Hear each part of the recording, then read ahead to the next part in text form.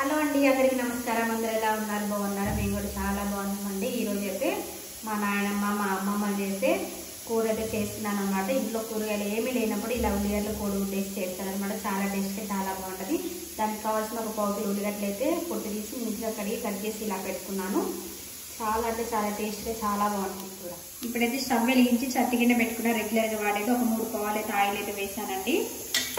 Oil కొంచెం వేడవ్వాలి.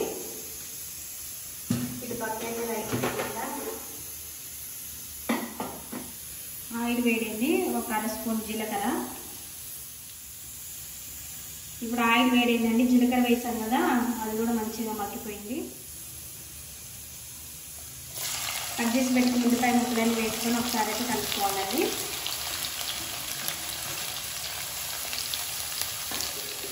ఉల్లిగడ్డలు పచ్చిమిరపకాయలు వేసుకున్నాం కదండి, ఇవైతే బాగా మగ్గాలి. నేను ఒక 2 పొడుగ్గా వేసాను. వేసాను మూత పెట్టేసి కొంచెం ఉప్పు వేసుకుంటే ఉల్లిపాయ ముక్కలు అనేవి త్వరగా మగ్గుతుంది. ఇంకా చిన్న ఉల్లిపాయలు ఉన్నాయండి, ఇవి చాలా పెద్దగా ఉన్నాయి. ఒక ఉల్లిపాయ వచ్చేసి పావుకిలో అట్లా ఉంది. ఇంకా చిన్న చిన్న ఉల్లిపాయలు అయితే టేస్ట్గా చాలా బాగుంటాయి. ఇప్పుడైతే ఒక స్పూన్ అయితే వేసాను ఉల్లిగడ్డలు మగ్గాలని చెప్పేసి. అదే ఉప్పు వేసాను. ఇవి బాగా మగ్గాలి. ఒకసారి అయితే మూత తీసి చూద్దామండి. మంచిగా ఉల్లిగడ్డలు అయితే ఆయిల్లో అయితే మంచిగా మగ్గిపోయాయి. ఇప్పుడు దీంట్లో పసుపు వేసుకోవాలి. ఒక స్పూన్ పసుపు వేసుకోవాలి.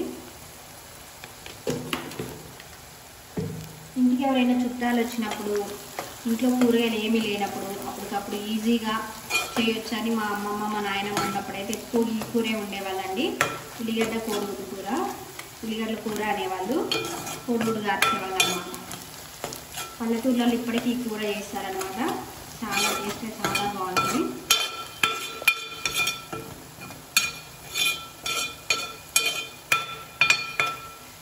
పసుపు వేసి కలుపుకున్న తర్వాత ఒక 2 నిమిషాలు అయితే మగ్గనివ్వాలి. ఉల్లిగడ్డలు అయితే మగ్గిపోయాయండి. చిన్న ఉల్లిపాయలు అయితే త్వరగా మగ్గుతుంది.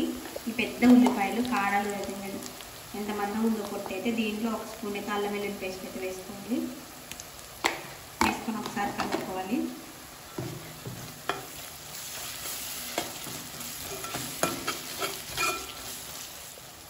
దీంట్లో కారం వేసుకోవాలండి.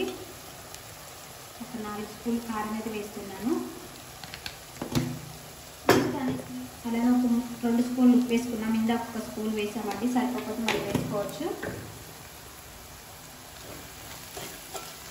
ఇది మేము పట్టించిన కారం అనమాట. చూడటానికి ఆరెంజ్ కలర్లో ఉంటుంది కానీ కూరలో వేస్తే రెడ్గా బాగుంటుంది కారము. ఉప్పు కారం వేసాం కదండి, ఒక 2 నిమిషాలు అయితే మగ్గనివ్వాలి. ఇప్పుడు ఇలా కూడా ఉల్లిగడ్డల కూర తీసి పక్కన పెట్టుకోవచ్చు. మనం ఎగ్గు తినను అనుకుంటే ఇలా ఉల్లిగడ్డల కూర కూడా తీసి పక్కన పెట్టుకొని వేడి అన్నంలో తిన్నా బాగుంటుంది అనమాట. దీంట్లో కోడిగుడ్లు అయితే కొట్టి వేసుకోవాలన్నమాట. నేనైతే ఒక 6 కోడిగుడ్లు అయితే కొట్టి వేస్తున్నా.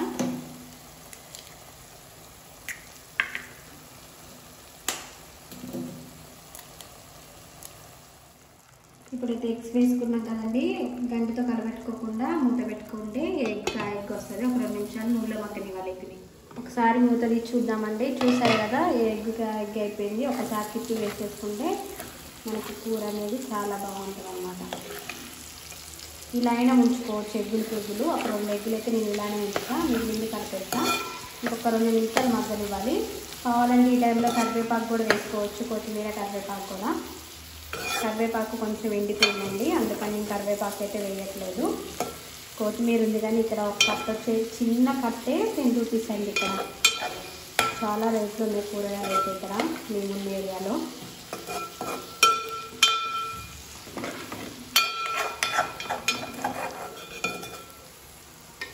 ఎగ్ ఇలానే ఉంచానమాట. ఒకసారి అయితే కలుపుకొని ఒక 2 నిమిషాలు మగ్గనిచ్చేసి గరం మసాలా కానీ ధనియాల పొడి కానీ వేసుకుంటే ఉల్లిగడ్డ కోడిగుడ్డు కూర అయితే అయిపోయిందనమాట.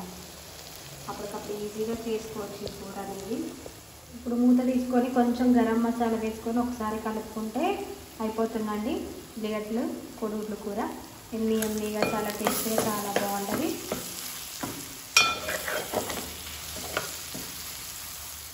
వేడి వేడి అన్నంలో వేడి వేడి కూర వేసుకొని ఈ వర్షానికి తింటూ ఉంటే నోటికి ఎంత హాయిగా ఉంటుందండి. చూసారుగా చాలా సింపుల్ ఈజీగా చేసి చూపించాను. నాయనమ్మ అమ్మమ్మ చేసి ఉల్లిగడ్డలు వేసి ఉల్లిగడ్డ కూర అంటారు, ఉల్లికారం అని కూడా అంటారు, కొడుగుడు పొడవు అని కూడా అంటారండి. ఊర్లను బట్టి ఈ కూరని అంటారు. చాలామంది అయితే కొడుగుడు పొడవు చేసామంటారు. చూసారు కదా అన్నం కూడా చాలా పొడి పొడిగా వచ్చింది. యూట్యూబ్ ఫ్రెండ్స్ ఫస్ట్ ముద్ద మీకు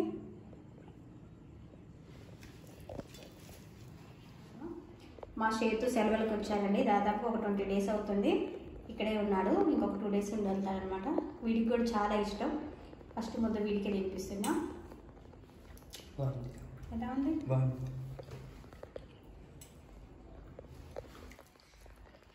చాలా బాగుంది. థ్యాంక్ యూ అండి.